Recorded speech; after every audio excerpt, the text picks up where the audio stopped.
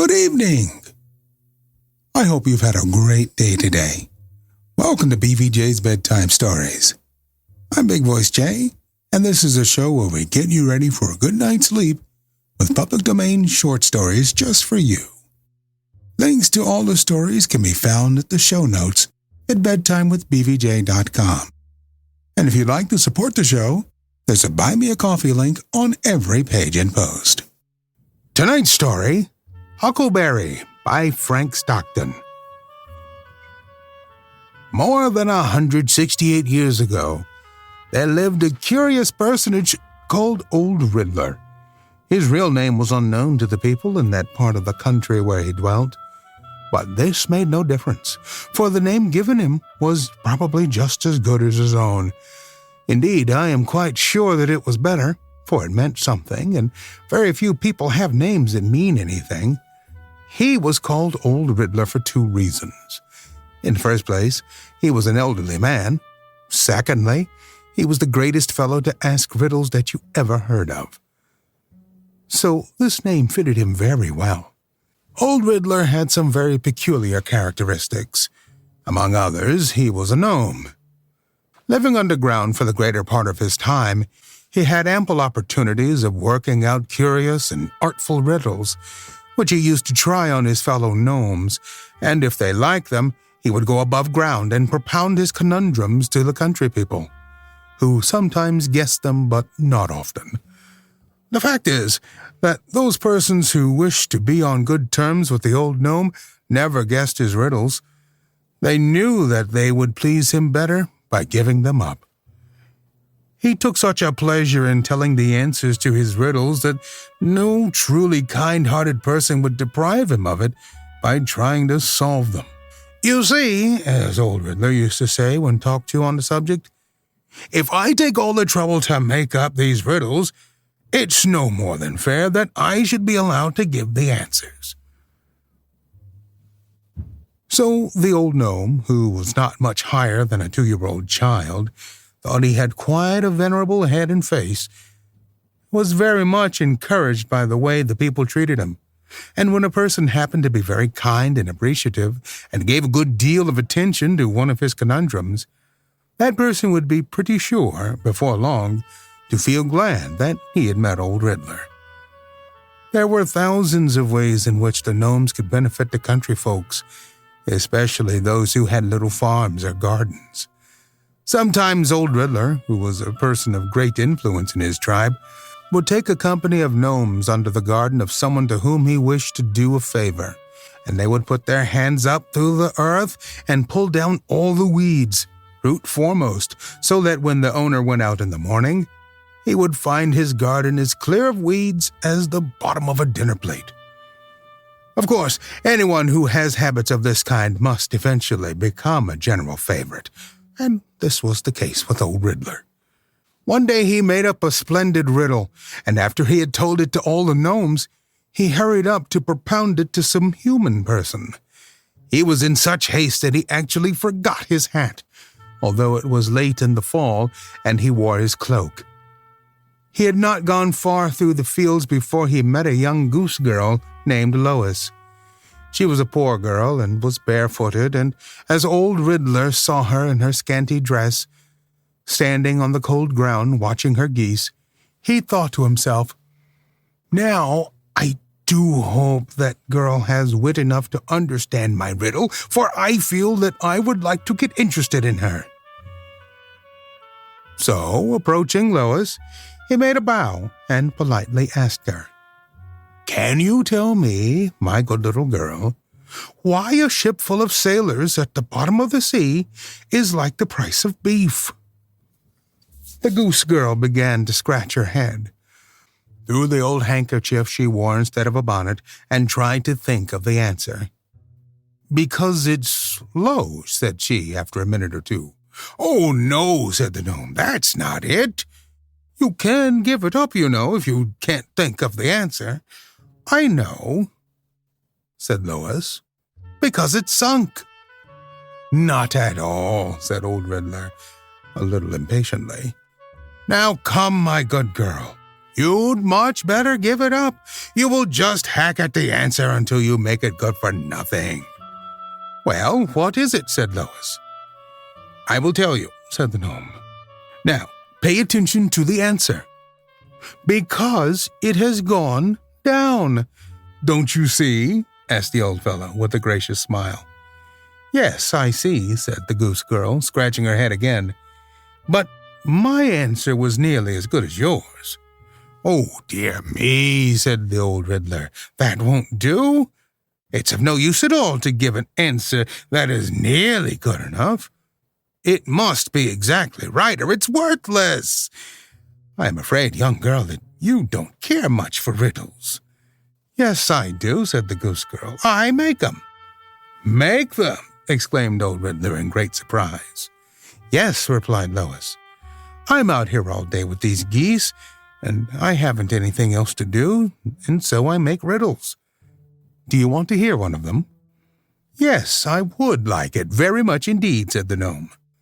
"Well then, here's one. If the roofs of houses were flat instead of slanting, why would the rain be like a chained dog?" "Give it up," said Old Riddler. "Because it couldn't run off," answered Lois. Very good," said the gnome. "Why, that's nearly as good as some of mine. And now, my young friend, didn't you feel pleased to have me give up that riddle and let you tell me the answer straight and true, just as you knew it ought to be?" "Oh, yes," said the goose girl. "Well, then," continued Old Riddler, "remember this. What pleases you will often please other people, and never guess another riddle." Lois, although a rough country girl, was touched by the old man's earnestness and his gentle tones. "I never will," said Lois. "That's a very well-meaning girl," said Old Riddler to himself as he walked away. "Although she hasn't much polish, I'll come sometimes and help her a little with her conundrum." Old Riddler had a son named Huckleberry. He was a smart, bright young fellow and resembled his father in many respects. When he went home, the old gnome told his son about Lois and tried to impress on his mind the same lesson he had taught the young girl. Huckleberry was a very good little chap, but he was quick-witted and rather forward and often made his father very angry by guessing his riddles, and so he needed a good deal of parental counsel. Nearly all that night, Huckleberry thought about what his father had told him, but not at all as Old Riddler intended he should. "What a fine thing it must be," said Huckleberry to himself, "to go out into the world and teach people things. I'm going to try it myself." So the next day he started off on his mission. The first person he saw was a very small girl playing under a big oak tree. When the small girl saw the young gnome, she was frightened and drew back, standing up as close against the tree as she could get. But up stepped Master Huckleberry with all the airs and graces as he could command. "Can you tell me, my little miss," said he, "why an elephant with a glass globe of goldfish tied to his tail is like a monkey with one pink eye and one of a mazarin blue?" "No," said the small girl. "I don't know. Go away." "Oh," said Huckleberry, "perhaps that's too hard for you. I know some nice little ones in words of one syllable. Why is a red man with a green hat like a good boy who has a large duck in a small pond?" "Go away," said the small girl. "I came here to pick flowers. I don't know riddles." "Perhaps that one was too easy," said Huckleberry kindly. "I have all sorts. Here is one with longer words, divided into syllables. I'll say it slowly for you. What is the difference between a magnanimous shipmate and the topmost leaflet on your grandmother's barberry bush?" "I haven't got any grandmother," said she. "Oh, well, any grandmother will do," said Huckleberry. "I can't guess it," said the small girl. who was now beginning to lose her fear of the funny little fellow. "I never guessed any riddles. I'm not old enough." "Very well, then," said Huckleberry. "I'll tell you what I'll do.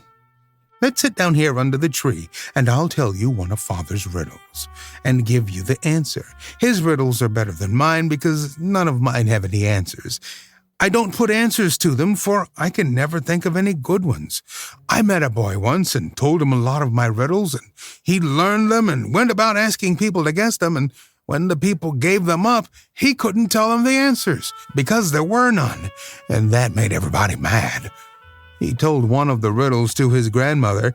I think it was the one about the pink-eyed monkey and the wagon load of beans." "No," said the small girl. "The elephant and the goldfish was the other part of the pink-eyed monkey one." "Oh, it doesn't make any difference," said Huckleberry. "I don't join my riddles together the same way every time. Sometimes I use the goldfish and elephant with the last part of one riddle and sometimes with another. As there's no answer, it doesn't matter. I begin a good many of my best riddles with the elephant, for it makes a fine opening.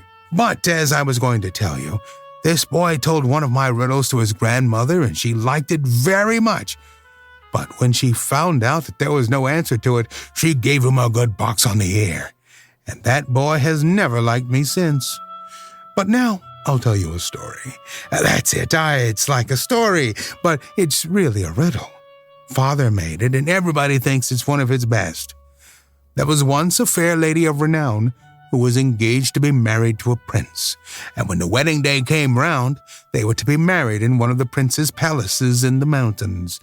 She was so long getting dressed, you see she dressed in one of her father's palaces down in the valley, that she was afraid she would be late. So as soon as her veil was pinned on, she ran down to the stables, threw a wolfskin on the back of one of the firest of the chargers, and springing on him, she dashed away. She wasn't used to harnessing horses and was in such a hurry that she forgot all about the bridle, and so as she was dashing away, she found she couldn't steer the animal, and he didn't go anywhere near the prince's palace, but galloped on and on and on, every minute taking her farther and farther away from where she wanted to go. She couldn't turn the charger, and she couldn't stop him, though she tore off pieces of her veil and tried to put them around his nose, but it was no good. So when the wedding party had waited and waited and waited, the prince got angry and married another lady, and nobody knows where the fair lady of renown went to, although there are some people that say she's a-galloping yet and trying to get her veil around the charger's nose. Now, why was it that that fair lady of renown never married? Answer: because she had no bridle. You can say either bridal or bridle, because they both sound alike, and if she had had either one of them, she would have been married. This is a pretty long riddle, but it's easier than mine, because it's all fixed up right, with the answer to it and everything. You like it better than mine, don't you? The small girl did not answer, and when Huckleberry looked around, he saw that she was asleep. "Poor little thing," said Huckleberry softly to himself. "I guess I gave her a little too much riddle to begin with. Her mind isn't formed enough yet. But it's pretty hard on me. I wanted to teach somebody something, and here she's gone to sleep. I wish I could find that goose girl. If Father could teach her something, I'm sure I could." So he went walking through the fields, and pretty soon he saw Lois standing among her geese, who were feeding on the grass. Huckleberry skipped up to her as lively as a cricket. "Can you tell me," said he, "why an elephant with a glass globe of goldfish tied to his tail is like the Lord High Admiral of the British Isles?" "Was the globe of goldfish all the elephant owned?" asked the goose girl thoughtfully. "Yes," said Huckleberry, "but I don't see what that's got to do with it." "Then the answer is," said Lois without noticing this last remark, "because all his property is entailed." "Well, I declare, said Huckleberry, opening his eyes as wide as they would go. If you didn't guess it, why, I didn't know it had an answer. I wish it hadn't had an answer, said the goose girl, suddenly stamping her foot. I wish there had never been any answer. I wish there had never been any answer to it in the whole world. It was only yesterday that I promised old Riddler that I would never guess another riddle, and here I've done it. It's too bad. Oh, I don't think it is, cried Huckleberry, waving his little cap around by the tassel. It's all very well for Father not to want people to guess his riddles because they've got answers and he knows what they are. But I would never have known that any of mine had an answer if you hadn't guessed this one.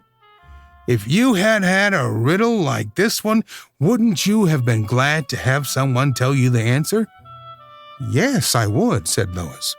Well then, my good girl, remember this. If a thing gives you pleasure, it's very likely that it will give somebody else pleasure. And the next time you hear a riddle that you think the owner has no answer to, guess it for him, if you can. Goodbye. And away went Master Huckleberry, skipping and singing and snapping his fingers and twirling his cap, until he came to a wide crack in the ground, where he rolled himself up like a huckleberry dumpling and went tumbling and bouncing down into the underground home of the gnomes. Get out of the way, said he to the gnomes he passed, as he proudly strode to his father's apartments. I'm going to make a report. For the first time in my life, I've taught somebody something. When Huckleberry left her, the goose girl stood silently in the midst of her geese. Her brow was overcast. How's anybody to do two things that can't both be done? She exclaimed at last. I'll have nothing more to do with riddles as long as I live. We're always on the hunt for great stories like these to feature on the podcast.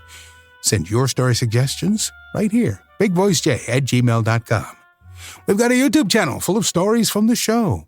Go to tiny.cc/BVJ Bedtime. Don't forget to leave us a review on Apple Podcasts. It helps to spread the word that we're putting people to sleep every single night. And if you'd like to support the show, there's a Buy Me a Coffee link on every page and post. Thank you so much for listening. Good night. Diamond Club hopes you have enjoyed this program.